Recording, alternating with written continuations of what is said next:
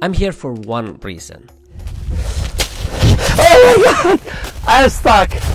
No, not for the snow. It's because of this man. We need Greenland for national security and even international security, and we're working with everybody involved to try and get it. But we need it really for international world security, and I think we're going to get it. One way or the other, we're going to get it.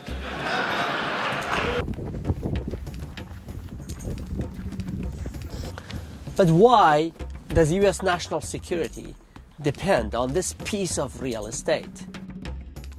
Why would anyone want this frozen, mostly empty, and largely inaccessible island? I spent 5 days in Greenland, chatting with local government officials, business leaders, and everyday folks. No. Do you want to be an American? Their answers gave me a deeper take, beyond the usual pro-Trump, anti-Trump noise that drowns out almost everything in the US these days. Here I learned that Trump wants this rocky island, misleadingly called Greenland, for more than just security reasons. And already, his administration has taken practical steps on the ground, working quietly to ensure that US objectives are met.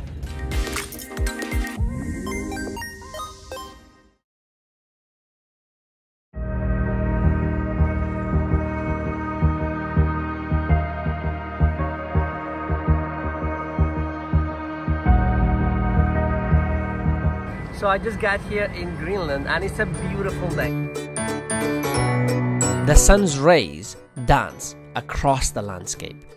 The vast expanse of untouched snow and ice, along with Nuuk's colorful houses that bear tragic stories of colonialism, shimmer under the crisp golden light, making the whole scene look like a breathtaking masterpiece. Then I noticed something unusual. It's February, yet towering icebergs have choked the water, halting ships and turning the sea into a vast frozen labyrinth.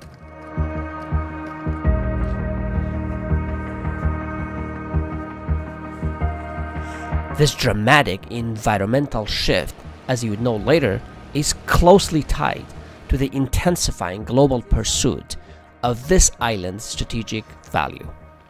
This is Davis Strait in Nuuk, the capital of Greenland. Behind me, you can see icebergs. And here, locals say they don't recall ever seeing anything like this before. So tell us about what you're seeing now, all of those icebergs. And the temperature today is pretty warm, right? -1, which is usually it's a lot colder than this. Yes, right. Tell us what is happening now, and is this normal to you? You've been living here for a long time. This is not normal. I am with a local geologist who once led Greenland's now closed state oil company. Heavy storm has loosened the big ice, compact ice masses, and the current has transported all these ice and icebergs to this fjord system. Hans is trying to sail to a city a few hundred miles away, but that's impossible today. In Greenland, no roads connect the towns. You rely on ships or planes to get around this massive region, which spans more than 2 million square kilometers. Greenland is so vast that you could fit all these countries inside it. Denmark, to which it currently belongs, the UK, France, Germany, Spain, the Netherlands, Belgium, and Poland. Yet, it's home to just 56,000 people. They could all fit inside an average football stadium. The rest is just ice. These massive ice chunks, which have broken off from Greenland's massive glaciers, are a sign of a much larger phenomenon, affecting the entire ecosystem as well as the daily lives of Greenlanders. Right now, in our view, the most impactful environmental issues is the climate change. So that is the main concern in Greenland right now. What we see is that also the temperatures of the sea are rising at different places in Greenland shores, and with that we see different migrations of different sea animals, fish, marine mammals, and we see other impacts on the fisheries also. In Disco Bay area, for example, they told us that this summer they haven't seen the polar cod. And the polar cod in northern Greenland is an extremely important fish species, because that is the one they use as bait for their Greenland halibut fisheries. But they see it in abundance in more northern, more Arctic areas now, because the polar cod needs much colder seas than other fish. There's less salt in the water because of the melting of the ice. We see new species of birds from both Canada and Europe. We see more parasites in our land mammals. So it's impacting our way of life also, because we are also a hunter society. When we go hunting for reindeer, a few years ago we could go hunt and see reindeer with no parasites. Today we see that we often see parasites in the meat.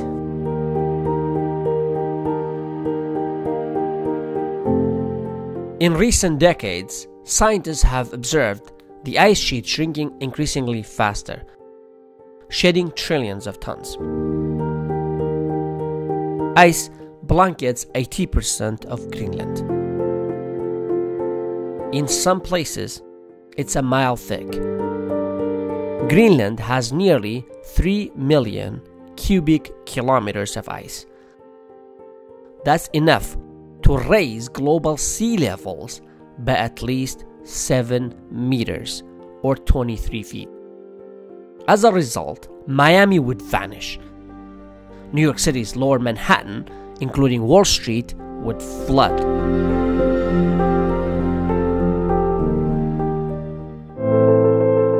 But the melting of Greenland's ice also opens doors, and Trump seems to be aware of them.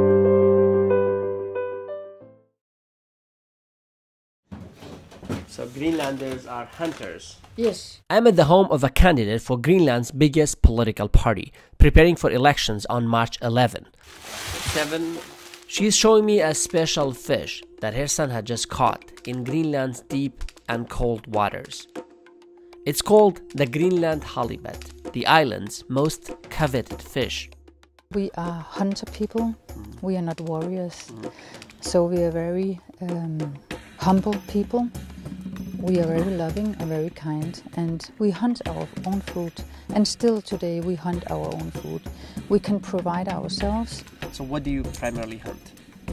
Everything, from fish to birds to seals to rabbits, reindeer, muskus ox, musk oxen. Yeah. It's a huge thing. Yes, it is. It's really. It has good. nothing to do with Elon Musk. No. Sure. He can come here. I think everybody will go musk hunting. Oh, really? Elon Musk hunting. So he's not loved here? Some. You don't like here? No, I don't think so. Okay. This is the woman. Ms. Jensen is also a designer who incorporates elements of Greenlandic culture and mythology into her internationally recognized artwork.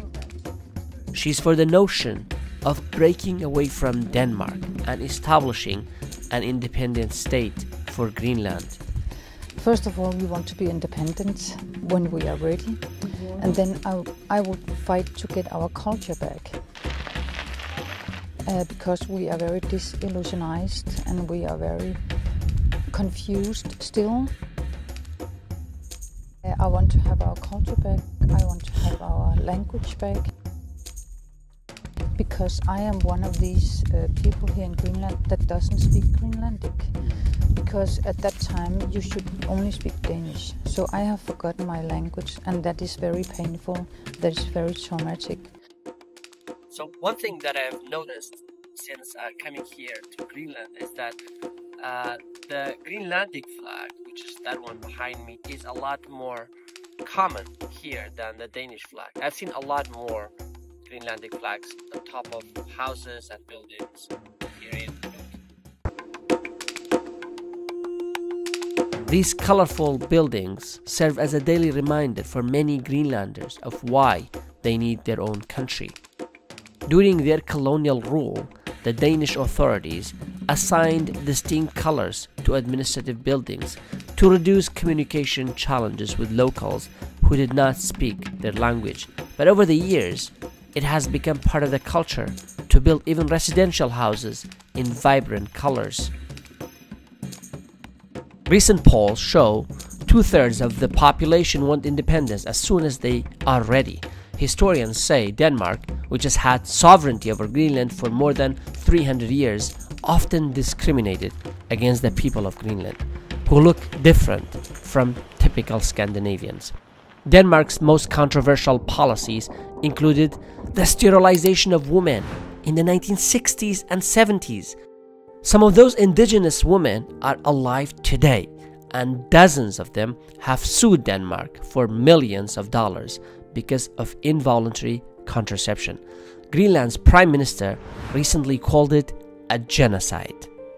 So the trauma that Denmark has given us by putting things up in women so they cannot have children, they are taking children away to Denmark to, to make them Western. You have to talk Danish, you have to go to Danish schools. So, as they said, you are actually not very good as who you are, so you have to be like us.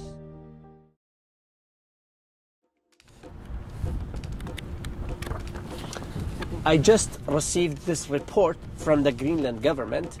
It reveals one of the key reasons that Trump has his eyes set on this island. The report highlights that Greenland has a wealth of rare earth minerals that are critical to America's tech and defense sectors if it wants to keep a competitive edge in an increasingly technology-dependent world. At Greenland's Ministry of Mineral Resources, I got to see some of the island's most coveted minerals, and they looked absolutely beautiful. Have almost everything. This is Greenland's Deputy Minister of Mineral Resources. He insisted that we don't film his face because he doesn't want to be recognized when he travels around the world. Not everyone wants to be famous. There is a list, both in the United States and EU, there's a list of critical minerals, for example.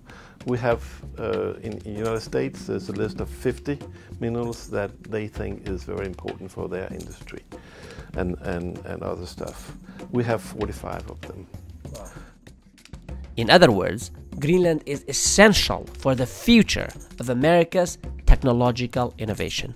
No wonder why Trump is going crazy for this place. If you dig right here, you're likely to find rare earth minerals that are key to making all sorts of electronic devices, from electric cars and smartphones to wind turbines, from MRI machines to fighter jets. And ironically, the melting of Greenland's ice due to climate change is good news for those wanting Greenland's natural resources. The main effect of climate change in relation to mineral exploration is that the seaway and the window where you can operate in the sea is more open. And now you also have a possibility to go to the top of Greenland and make exploration and exploitation up there. And these rare earths become more important when you know which country currently has a near monopoly over them. I think it's important to look at the dynamics of the world, and currently with China having such a large dominance on rare earth minerals and the refineries, and Europe and the US being very dependent on these for the green transition, for the production of cars, for many different things. And I think for some of the minerals, China has stocks of up to 2 years where they can just send that into the market, so they're dominating and they're controlling the pricing. And I believe that both Europe and the US, through the interest in Greenland and 13 or 14 other countries which they've signed up agreements with, have an interest in shifting the balance and being more self-sufficient in this part of the world and reducing the dominance of, for instance, China on this. Next, I met with Bent, the managing director for a major international mining company in Greenland, to talk about international shipping and trade. He is the guy. His company has offices all over the world, including the United States, and ships stuff everywhere. He explained that Greenland could become a game changer for international trade. But you can also see now that the poles are, especially the North Pole, is thawing up. You see an increased interest in using the Northwest Passage. Picture this.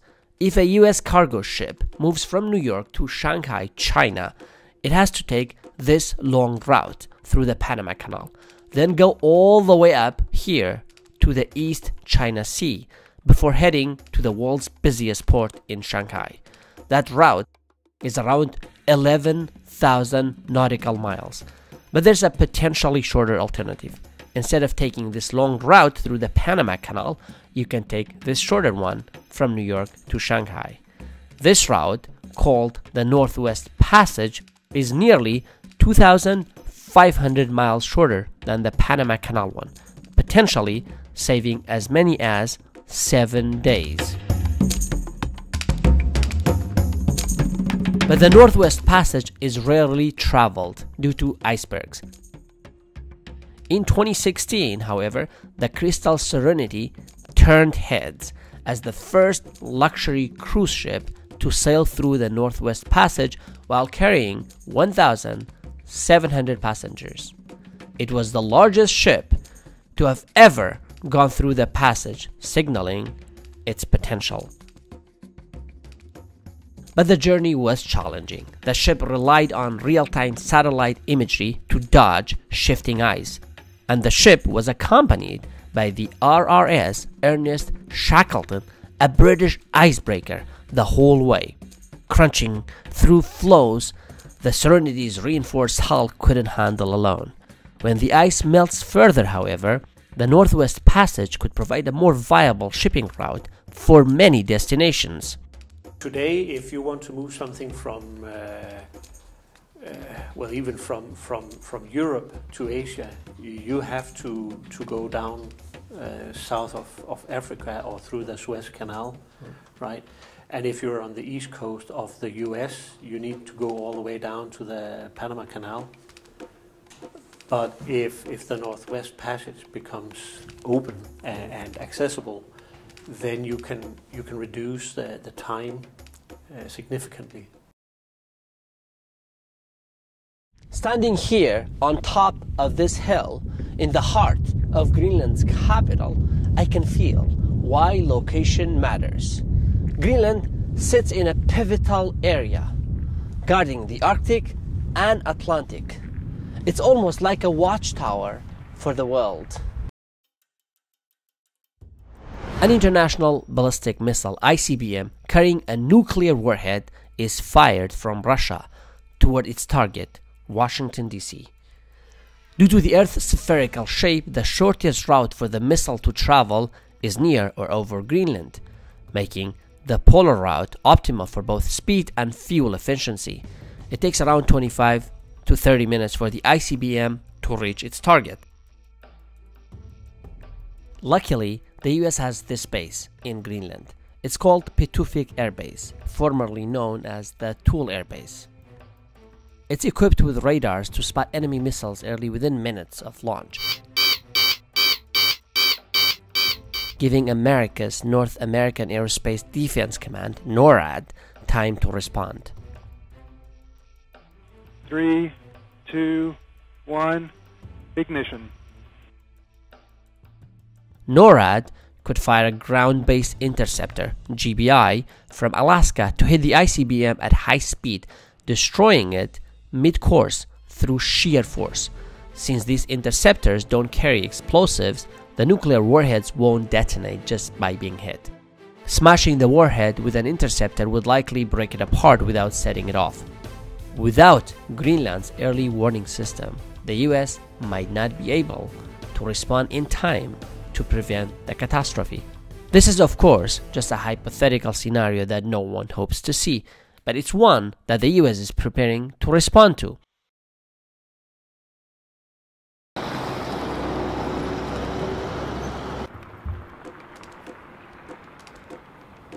I'm now standing in front of the recently opened United States consulate in Nuuk. That happened in 2020, shortly before the end of Trump's first term. The consulate marked America's first diplomatic presence in Greenland since 1953, when the US closed the consulate it had opened during World War II.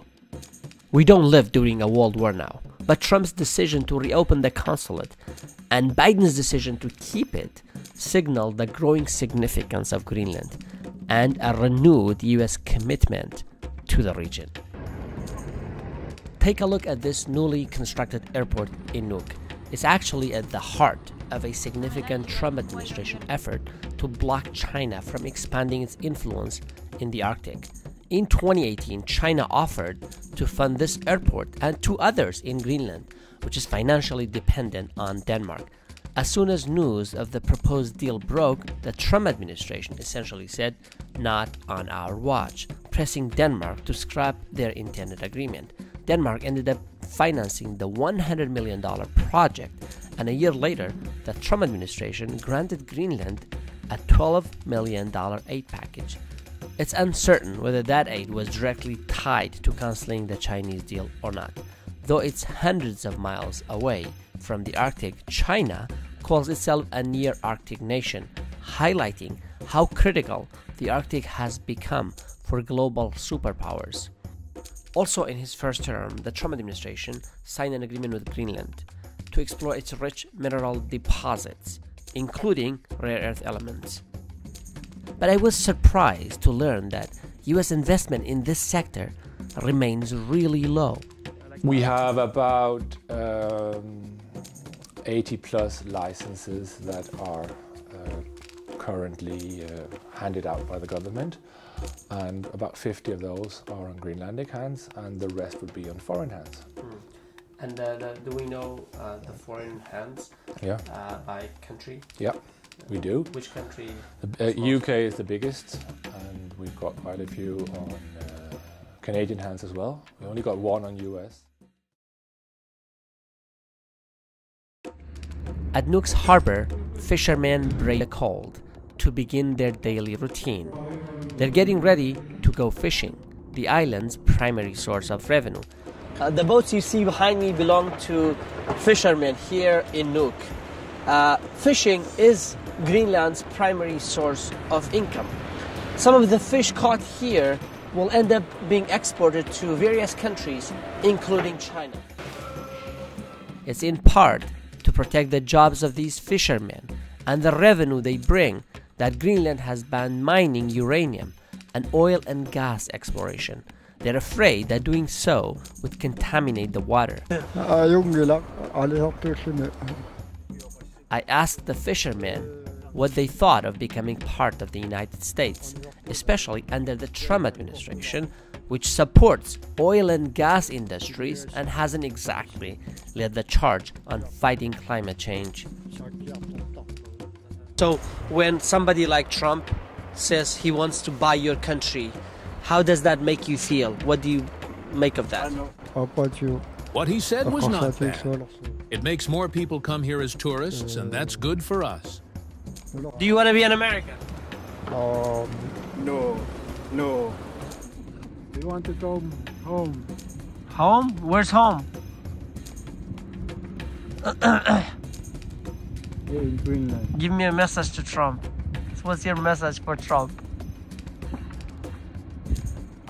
Good luck. While in Greenland, I checked Trump's social media post just to remind myself of what exactly he'd said. Greenlanders don't seem to take Trump's words literally. They know that starting a war to seize their homeland against their will would mean fighting NATO member Denmark, which won't happen.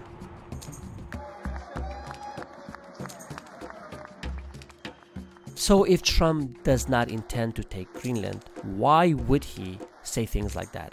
Some say it's just Trump being Trump, a former real estate mogul who starts with the most maximalist negotiating tactic to achieve real, less ambitious goals. While Greenlanders may oppose joining the US, no one I spoke to was opposed to maintaining strong military and political ties with Washington. They say the US could achieve its national security goals with Greenland as an independent nation or as part of Denmark. We have a military alliance with the United States, and we would like to still be a military alliance with the United States. But they have to respect us as a people. Is there any chance that Trump might be able to annex Greenland to the US? In these times, in 2025, you don't buy people or land. For the US and other global superpowers, Greenland may represent a geopolitical trophy, but for the people here, it's simply home, something you can't put a price on.